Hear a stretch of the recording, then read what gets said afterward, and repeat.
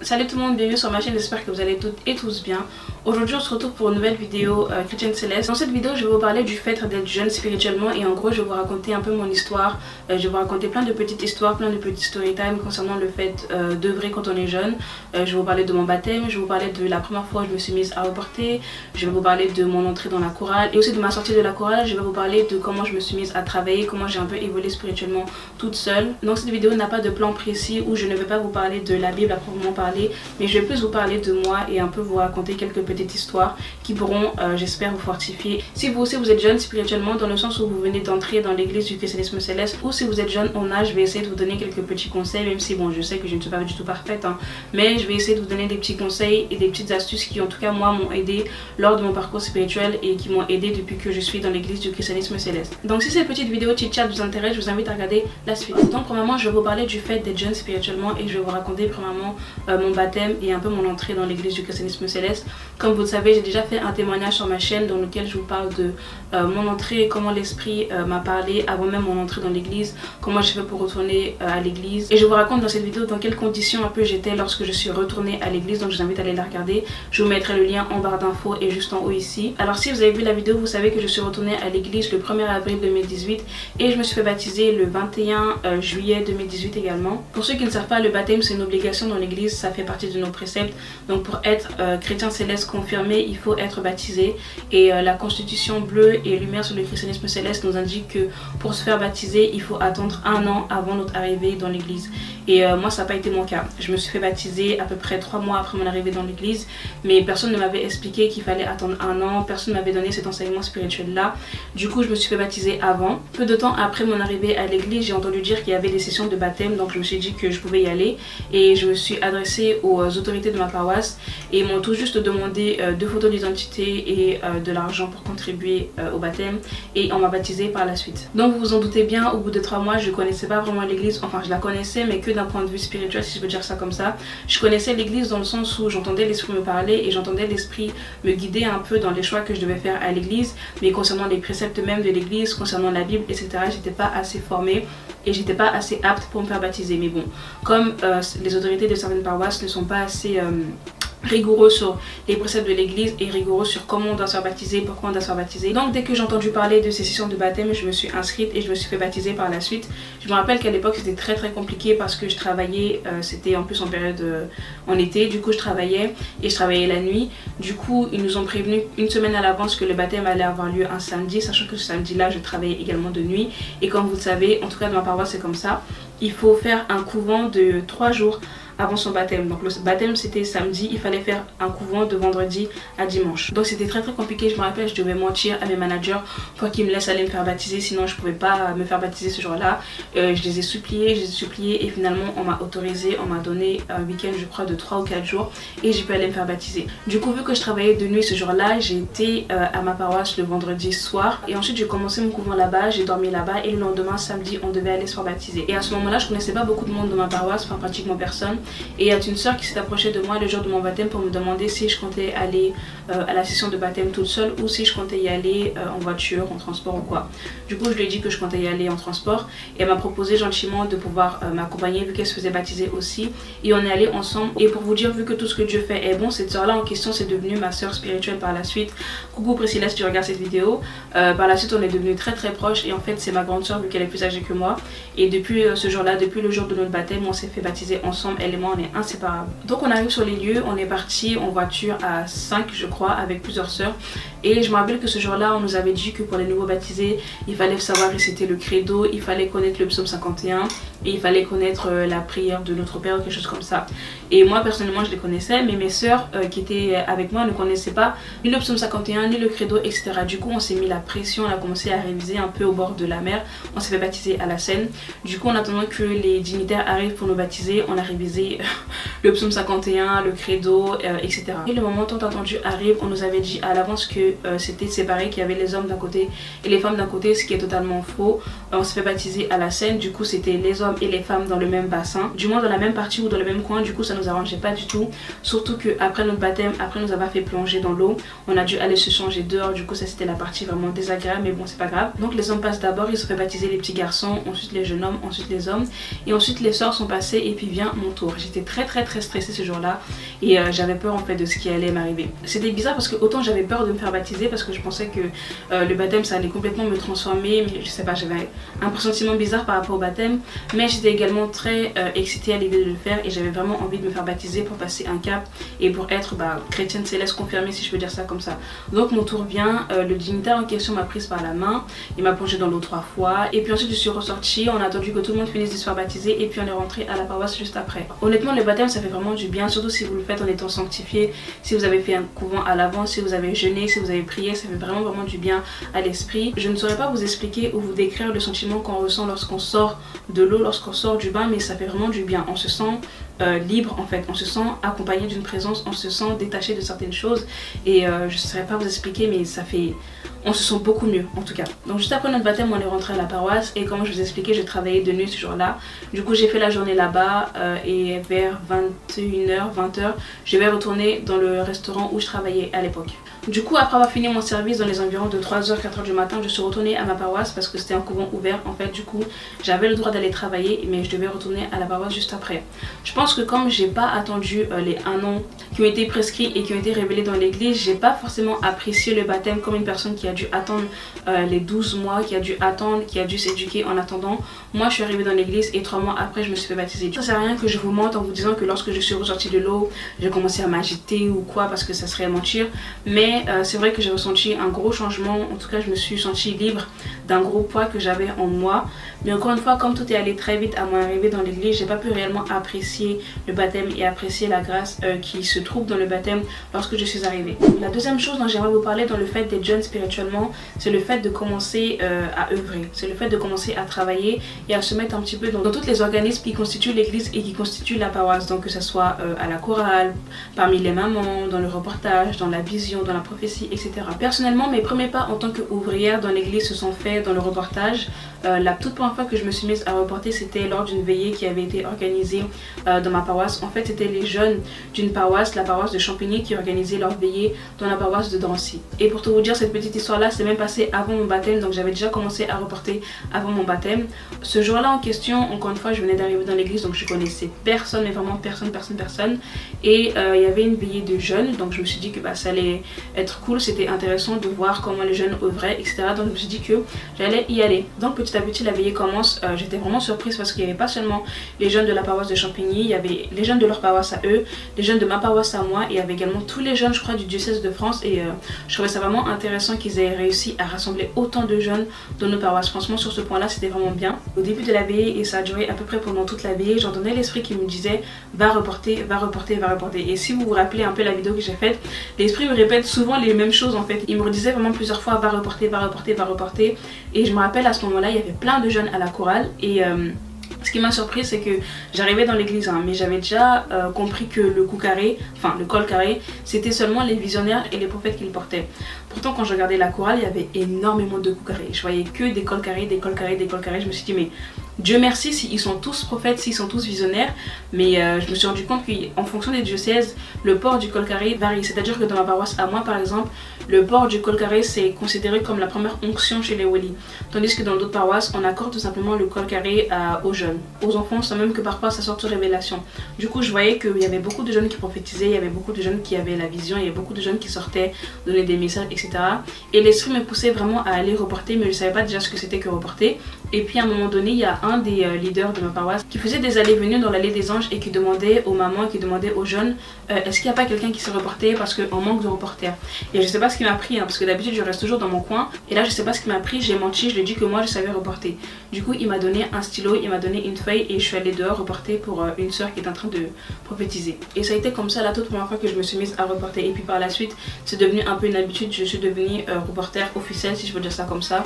J'ai pas vraiment été formée par une maman, maman ou par qui que ce soit, j'ai un peu appris sur le tas, mais en fait avec la pratique et avec l'habitude de reporter, je me suis perfectionnée avec le temps et je dirais avec l'assistance de Dieu aussi, j'ai pu m'améliorer dans le reportage. Il y a beaucoup de personnes qui hésitent à reporter. Pour moi personnellement, c'est une grâce que j'ai de pouvoir reporter parce que c'est pas donné à tout le monde. On peut pas se lever comme ça du jour au lendemain et aller reporter, parce qu'il y a des prophètes qui prophétisent tellement vite et il y a des prophètes qui prophétisent aussi lentement. En fait, chaque prophète, chaque visionnaire a sa manière de donner un message, a sa manière de prophétiser. Du coup, il faut essayer de beaucoup reporter pour pouvoir s'habituer à la manière de prophétiser de chacun, parce que reporter un message est très important. C'est la parole de Dieu, du coup il faut pas noter n'importe quoi, il faut pas noter n'importe comment et il ne faut pas non plus oublier certains mots ou certaines phrases de la prophétie.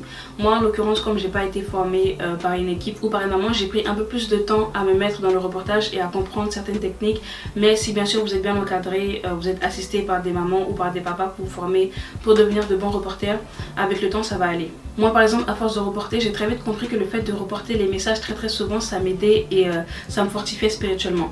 Je ne saurais pas vous expliquer comment ça fortifie, mais ça donne de la force en fait, ça donne vraiment de l'énergie et ça nous fortifie plus qu'autre chose. C'est pareil pour la prière, j'ai aussi très vite été amenée à faire partie du groupe de prière qui restait à la fin des cultes pour prier pour les gens, pour prier pour les nouveaux, pour prier pour les anciens, etc.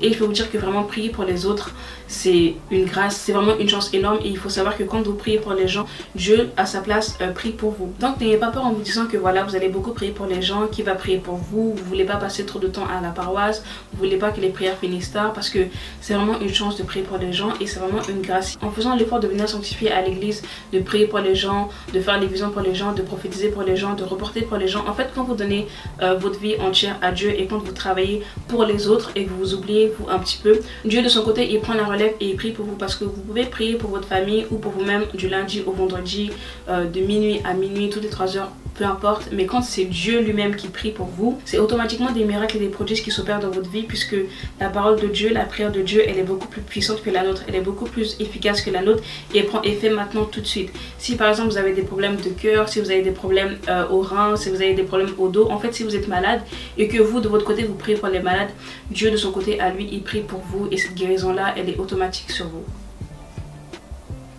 Et je reviens aussi sur quelque chose que j'avais déjà dit dans ma vidéo sur le témoignage. J'ai remarqué qu'il y avait beaucoup de personnes qui ont l'onction, des personnes qui sont loin, des personnes qui portent la sangle mais qui ne travaillent pas à l'église. Ça m'a toujours étonnée et je comprends vraiment pas pourquoi certains font ça. Moi je sais que si jamais je suis amenée à payer 60 €, 70 €, 100 € ou plus pour porter une sangle, je sais que de l'autre côté j'ai intérêt à travailler, parce que payer 70 €, 100 € juste pour porter une sangle et pour se pavaner à l'église, je vois pas l'intérêt. Et puis quand j'écoute l'enseignement de certains anciens, je me rends compte que les sangles jaunes, les papas, les mamans, les leaders, c'est eux qui sont censés conduire l'église, c'est eux qui sont censés diriger l'église et c'est pas forcément les wali, les sangles bleues, les visionnaires, les prophètes, etc. Tandis que de nos jours à l'église, on met tout sur le dos des prophètes. Je sais que ça diffère en fonction des paroisses, mais dans ma paroisse en tout cas, c'est les prophètes, les prophètes, les prophètes. Les sangles jaunes, c'est les pires, j'ai l'impression que c'est ceux qui travaillent le moins, pourtant c'est ceux qui sont censés en faire le plus. Et je trouve ça dommage que certains ne prennent pas assez le temps d'œuvrer pour leur Dieu, sachant qu'on est dans l'église, le christianisme céleste. Notre mission première, c'est de sanctifier le monde. Donc pour sanctifier le monde, il faut commencer à sanctifier nos paroisses, à sanctifier nos familles, nos amis. Donc prier pour les gens tout simplement. Et à tous les jeunes, ceux qui sont jeunes en âge et ceux qui sont jeunes spirituellement, je veux dire, qui viennent d'arriver dans l'église et qui ne sont pas forcément nés dans l'église, n'ayez pas peur d'œuvrer pour Dieu, n'ayez pas peur de vous mettre à prier pour les gens, si vous êtes baptisé bien sûr. Et n'ayez pas peur de prendre des décisions et d'être des précurseurs dans votre église. Si vous êtes jeune et que vous avez envie de reporter ou que l'esprit vous a dit que vous devez vous mettre dans le reportage, allez voir votre chef de visionnaire et demandez-lui si vous pouvez vous mettre dans le reportage. Si vous êtes amené à être choriste, allez voir le maître chœur et demandez-lui si vous pouvez monter à la chorale. Parce que c'est vraiment en œuvrant, c'est vraiment en priant pour les gens, en travaillant efficacement à l'église que Dieu va nous rehausser et que Dieu va tout simplement vivifier les esprits et vivifier les dons qu'il a mis en nous. C'est pas en ne faisant rien du tout, c'est pas en étant juste des dévanciers ou des frères ou des sœurs passifs à l'église qu'on va évoluer spirituellement. Je sais que comme moi par exemple, je suis jeune et spirituellement dans le sens où ça fait seulement 1 an et demi à peu près que je suis retournée à l'église et que je suis également jeune en âge vu que j'ai que 19 ans. J'ai été parfois amenée à douter, à avoir un petit peu peur, à être un petit peu réticente à l'idée d'œuvrer pour Dieu, mais quand l'esprit te pousse même à travailler, quand l'esprit te dit que tu dois faire ci, que tu dois faire ça, tu peux que obéir parce qu'on n'est pas Dieu et on ne connaît pas l'avenir. Donc si Dieu te dit que tu dois être reporter, que tu dois être chanteur, que tu dois être visionnaire, que tu dois être prophète ou quoi, essayez de l'être, essayez de travailler pour lui et essayez d'écouter ce qu'il nous dit. Si vraiment j'ai un conseil à donner à tous les jeunes spirituels, et quand je parle de jeunes spirituels, je parle de ces personnes-là qui viennent d'entrer dans l'église, que vous ayez 15 ans, 18 ans, 23 ans, 40 ans, 50 ans. Quand vous venez d'arriver dans l'église, en fait vous êtes considéré comme jeune aux yeux de Dieu. Donc c'est pour ça que j'utilise le terme jeune. Je conseillerais à toutes ces personnes-là d'être vraiment à l'écoute pendant les premières années de votre entrée à l'église, d'être vraiment curieux, de poser des questions, même de tenir un petit cahier où vous allez poser toutes vos questions et vous allez avoir toutes vos réponses. Je vous conseille également de vraiment prier pour que Dieu vous donne sa guidance et son assistance, parce que autant l'église est belle, autant l'église est spirituelle, autant l'église est puissante, etc. Mais il y a aussi beaucoup de personnes fausses, il y a aussi beaucoup de personnes impures dans l'église.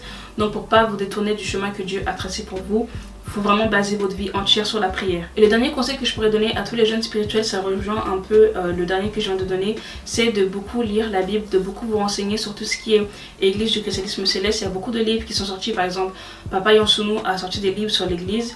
Il y a également Lumière sur le christianisme céleste, il y a également la Constitution bleue. Il y a des livres qui sont sortis sur les cantiques, etc. Donc je vous conseille de vraiment vous éduquer et je vous conseille de vraiment vous documenter sur l'église, sur l'histoire de l'église, pourquoi cette église-là a été révélée à un prophète, pourquoi cette église-là est née en Afrique, pourquoi c'est nous, peuple noir et peuple africain, que Dieu a choisi pour sanctifier le monde. Il faut essayer de poser beaucoup de questions, non seulement aux anciens qui sont assez fiables dans l'église, mais il faut également poser des questions à l'esprit et à Dieu, parce que Dieu répond toujours à ses enfants. Moi par exemple, à la base, je ne suis pas une très grande lectrice, tout ce qui est livre, etc. Même si j'ai fait une filière littéraire, je ne suis pas très livre, mais pour pas qu'on m'induise en erreur, pour pas qu'on me dise n'importe quoi ou pour pas qu'on me dise des choses fausses, je me suis mise à lire la Bible, je me suis mise à lire Lumière sur le christianisme céleste et je me suis mise à lire en fait tous les livres qui ont été un peu révélés et qui constituent l'église, si je peux dire ça comme ça. Pour pas qu'un jour il y ait une maman ou un papa qui me dise oui grâce, fais ci, fais ça, fais ci, fais ça, alors que ça n'a pas été révélé dans l'église. Et de même, j'ai essayé de m'informer et de m'éduquer un maximum pour être une bonne chrétienne céleste, pour pouvoir bien suivre les préceptes et les règles qui ont été révélées dans l'église et pas des règles qui ont été modifiées par les hommes par la suite. Et encore une fois, je reviens sur le fait que 1, je ne suis pas née à l'église et 2, je ne suis pas née avec des parents chrétiens célestes. Du coup, j'ai dû m'auto-éduquer, faire ma propre éducation spirituelle et ma propre éducation religieuse.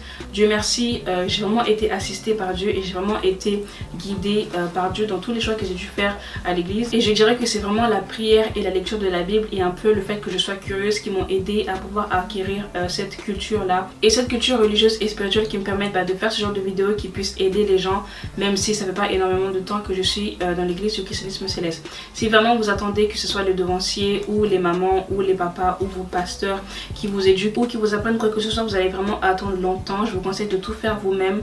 Tous les préceptes de l'église sont dans la Bible. Tous les préceptes de l'église sont dans la Bible, donc il vous suffirait de lire un petit peu la Bible et de lire un petit peu les livres qui ont été écrits par nos papas les plus anciens, Papa Yansounou, et de faire ce travail de recherche pour en apprendre un maximum sur l'église, parce que c'est vraiment bénéfique puisque beaucoup de choses dans l'église ont été changées, ont été modifiées. Et si vous ne lisez pas la Bible, si vous ne priez pas assez et si bien sûr vous n'avez pas cette culture concernant ce qui était l'église à l'époque de Papa Oshofa, vous allez suivre des préceptes et des règles qui ont été inventés et créés par les hommes.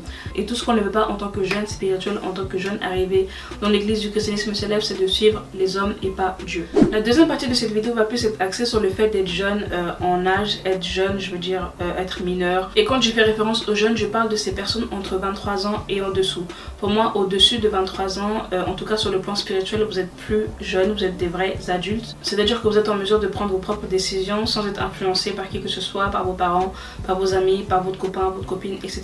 Je vais premièrement parler des fréquentations dans l'église et à l'extérieur de l'église. Je ne sais pas si je l'ai précisé dans ma vidéo sur le témoignage, mais avant d'arriver dans l'église, j'étais quelqu'un qui était très sociable. C'est-à-dire que j'avais beaucoup d'amis, beaucoup de connaissances, j'avais des meilleurs amis, etc. Sauf que à mon année de terminale, Dieu a fait un tri mais énorme dans mes fréquentations. C'est-à-dire que 95%, je dirais même 98% de toutes les personnes qui me connaissaient avant, de toutes les personnes qui étaient dans ma vie avant que je rentre dans l'église ne sont plus dans ma vie. Dieu a vraiment enlevé la majorité des personnes, la majorité de mes amis, de mes meilleurs amis, etc. de ma vie pour vraiment me permettre de pouvoir me concentrer à son œuvre et me concentrer à l'église. Donc je pense que c'était clairement la volonté de Dieu de m'éloigner de certaines personnes, que ce soit les filles ou les garçons. Pour moi personnellement, en tant que chrétien céleste, qu'on soit jeune ou qu'on soit adulte, notre priorité ça doit être le Christ, notre priorité ça doit être de plaire à Dieu et non de plaire aux hommes. Donc c'est vraiment important de faire attention à ces fréquentations, que ce soit les petits amis, les petites copines, les copains, les meilleurs amis, etc. Il faut vraiment faire attention à ses fréquentations parce que de toute façon on est amené à être dans le monde. Mais comme le dicton le dit, on est dans le monde mais on ne fait pas partie du monde. Donc c'est pas parce que ta copine va dans les boîtes à chicha ou va en boîte de nuit que toi tu dois aller en boîte de nuit. C'est pas parce que ton meilleur ami s'amuse à tromper toutes ses copines, qui s'amuse à fumer de la drogue, à boire de l'alcool, que toi aussi frère chrétien céleste tu dois le faire. Malheureusement on vit dans une société, surtout ici en France, qui est très pervertie. Donc la perversion on la voit partout, à l'école, à la télé, dans les médias, etc. Et en tant que chrétien céleste il faut faire attention à ne pas trop se mélanger et à surtout ne pas se fondre dans la masse en fait des gens du monde qui pratiquent les choses du monde et qui pratiquent toutes ces choses que Dieu nous a interdit à nous chrétiens célestes. Il est préférable selon moi de vous entourer de personnes calmes, de personnes qui sont aussi religieuses même si elles ne sont pas chrétiens célestes. Au moins ça vous rassure que ces personnes là auront une certaine culture, une certaine éducation religieuse et une certaine valeur morale tout simplement. Je sais que parfois c'est difficile de nous détacher de ces personnes là qu'on a connues dans le monde, des petits copains, des petites copines, des meilleurs amis, etc. Mais parfois c'est juste nécessaire à notre évolution spirituelle. Parfois même les simples amitiés, les simples relations de collègues nous souillent et souillent notre esprit et souillent notre aura, donc nous empêchent d'évoluer spirituellement. Donc c'est important de s'entourer de personnes spirituelles, de personnes qui sont comme nous, des personnes qui sont chrétiens célestes. Si c'est possible même d'avoir que des amis chrétiens célestes ou d'avoir un groupe d'amis, un groupe de frères et de sœurs que vous pouvez voir régulièrement en dehors de l'église. Mais concernant les amitiés et les fréquentations, je déconseillerais vivement à tous les chrétiens célestes d'avoir beaucoup d'amis qui sont dans le monde, qui ne sont pas chrétiens célestes. Et concernant plus en détail les relations amoureuses, je pense que je vous cache rien du tout. Vous savez que Dieu et que l'église est tout simplement l'un des fondamentaux de la chrétienté, c'est le fait de s'abstenir jusqu'au mariage, le fait de se préserver pour une seule et unique personne que Dieu aura choisi pour nous. Je déconseille également à tous les chrétiens célestes de pratiquer l'immoralité sexuelle, de pratiquer la débauche et de pratiquer toutes ces choses qui nous sont interdites non seulement dans l'église, qui nous sont interdites dans la Bible et que on répète souvent, très souvent à l'église. Après je me dis que si jamais vous êtes né dans l'église, vous avez certainement reçu cette éducation spirituelle de la part de vos parents, du coup vous êtes déjà au courant de tout ça. Et si jamais vous êtes dans un cas où vous venez d'arriver dans l'église et que malheureusement vous avez déjà pratiqué tout ce qui a été interdit dans la Bible et interdit par l'église, sachez que Dieu est miséricordieux et qu'il vous suffit juste d'arrêter cette pratique là parce que vous n'êtes pas encore marié pour que Dieu vous donne sa miséricorde et que Dieu vous accorde son pardon tout simplement. Donc déjà si on part sur une bonne base, si vous n'avez pas un entourage qui vous souille ou si vous n'avez pas des amis, de la famille, des connaissances qui vous souillent, vous, votre esprit et votre aura, vous êtes déjà sur la bonne voie pour évoluer spirituellement. Mais concernant l'évolution spirituelle et tout simplement la guérison, c'est encore une fois le fait d'œuvrer. Beaucoup de jeunes, comme j'ai déjà dit dans mon ancienne vidéo, ont peur d'œuvrer ou n'ont pas envie d'œuvrer tout simplement. C'est vraiment quelque chose de nécessaire et d'obligatoire en tant que bon chrétien céleste de travailler, d'œuvrer dans la maison de Dieu.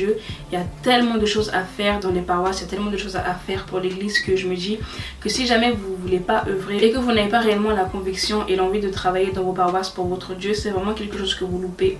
C'est vraiment une opportunité, une chance que vous gâchez parce que encore une fois être chrétien céleste c'est une chance, c'est vraiment une grâce mais tellement grande, mais vous passez vraiment à côté de quelque chose d'énorme. Et il faut savoir que quand on est jeune comme ça, on a l'envie, on a la conviction, on a le temps surtout.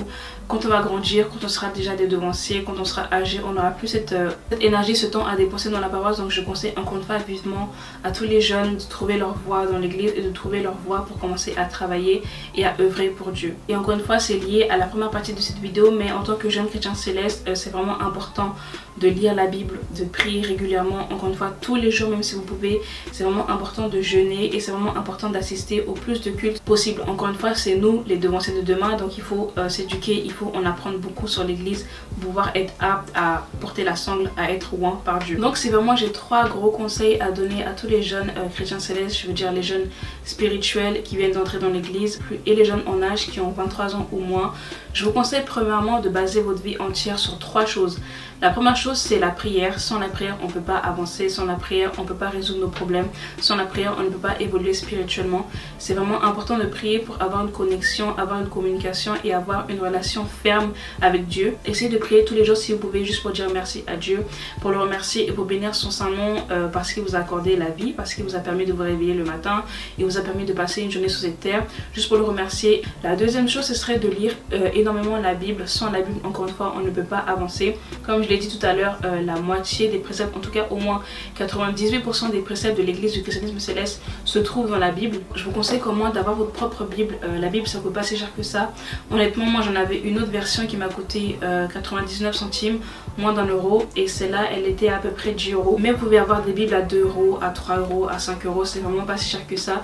Et de toute façon, en tant que chrétien céleste, on est obligé d'avoir la Bible. Encore une fois, je le redis, 98% si c'est pas plus des préceptes de notre église sont présents dans la Bible. C'est important de la lire souvent et de vous imprégner tout simplement de votre Bible à vous. Essayez de ne pas avoir 2 Bibles pour une seule personne, ou plutôt essayez de ne pas avoir une Bible pour 2 personnes. Essayez d'avoir la vôtre à vous, que vous ne partagez avec personne, pour bien s'imprégner de votre Bible à vous, de marquer les éléments que vous trouvez importants et de marquer tout simplement les révélations que Dieu vous donne à travers la Bible. Et le troisième conseil important que j'aimerais vous donner, c'est tout simplement d'œuvrer pour Dieu et de faire sa volonté. Essayez d'être des enfants concentrés, des enfants focus 1 dans l'œuvre que Dieu vous a ordonné d'accomplir et dans l'église tout simplement. Essayez de ne pas avoir de distractions en dehors de l'église ou même parfois dans l'église, et essayez d'être des enfants obéissants tout simplement.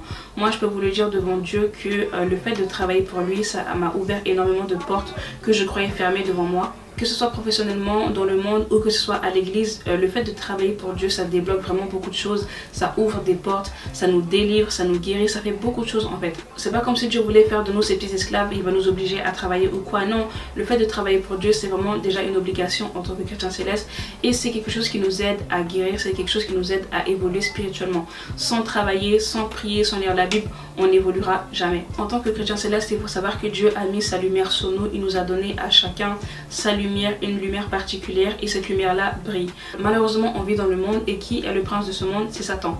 Donc Satan nous envoie ses suppôts, il nous envoie ses suppôts dans le monde professionnel, dans le monde sentimental, dans le monde spirituel, à l'église, en dehors de l'église, et il faut vraiment être concentré, il faut vraiment être obéissant aux conseils, aux ordres de Dieu, pour ne pas être tenté par le diable tout simplement. Essayez de faire passer Dieu avant toute chose, avant vos envies, avant vos pulsions, et essayez de toujours demander conseil à Dieu dans tous les choix que vous allez faire dans votre vie. Par exemple, si vous êtes étudiant, essayez de faire des sessions de prière, des sessions de vision où vous allez demander à Dieu de vous guider concernant votre vie étudiantale.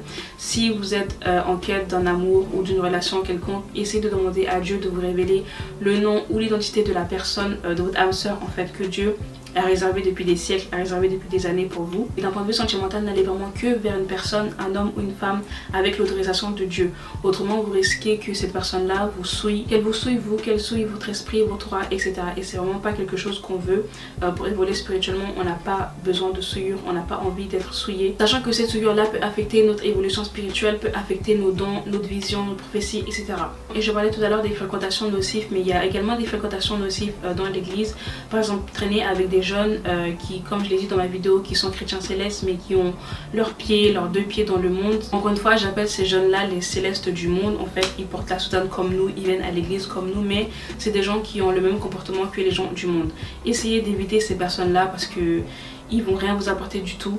Et malheureusement, je me suis rendu compte que dans l'église, il y avait en majorité ces célestes du monde, ce gros groupe là de jeunes qui font un petit peu n'importe quoi, qui font la débauche. Je pense qu'il faut même demander à Dieu de choisir nos amis à l'église et en dehors de l'église. Encore une fois, essayez de ne pas trop vous mélanger, essayez de ne pas prendre des décisions sans l'approbation de Dieu. Moi par exemple, j'ai pris la décision trop tôt de monter à la chorale et d'être choriste. J'aurais dû attendre un petit peu plus, j'aurais dû attendre plusieurs confirmations de l'esprit avant d'y aller.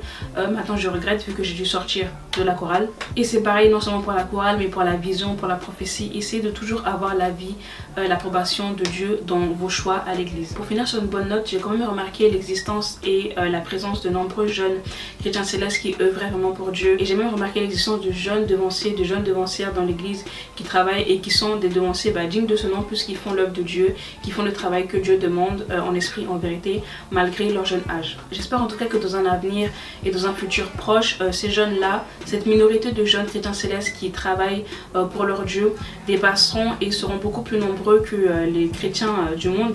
Et j'espère tout simplement qu'à l'avenir, Dieu suscitera beaucoup de jeunes ouvriers, de jeunes devanciers dans l'église pour faire avancer son œuvre. Je Je pense que si on avait tous été dans l'optique de vraiment se concentrer sur Dieu et sur ce que Dieu demande, l'église aurait déjà beaucoup évolué, mais malheureusement on a mis un petit peu trop l'accent sur la chair et sur nos passions et nos envies à nous. Du coup c'est pour ça qu'on en est là aujourd'hui. Mais ne perdons pas espoir car Dieu est grand et je suis sûre que le Dieu de Chauffard va réveiller un petit peu les jeunes chrétiens célestes et les jeunes qui viennent d'entrer dans l'église pour leur permettre de faire son œuvre en esprit et en vérité et de mener à bien la mission qu'il a confiée à l'église. Donc voilà, c'est la fin de cette vidéo, j'espère qu'elle vous a plu. Encore une fois, j'ai une autre vidéo sur la jeunesse chrétienne céleste que j'ai déjà fait sur ma chaîne, donc je vous invite à aller la regarder. Et encore une fois, n'hésitez pas à aimer, commenter, à partager et à me dire si vous aimez ce genre de vidéos chrétienne céleste où je vous raconte un peu ma vie en tant que jeune sœur dans l'église. Et pour terminer, que le Dieu de Chauffard vous assiste, vous bénisse et vous fortifie dans l'œuvre qu'il vous a ordonné d'accomplir. Je vous fais plein de gros bisous et je vous dis à la semaine prochaine.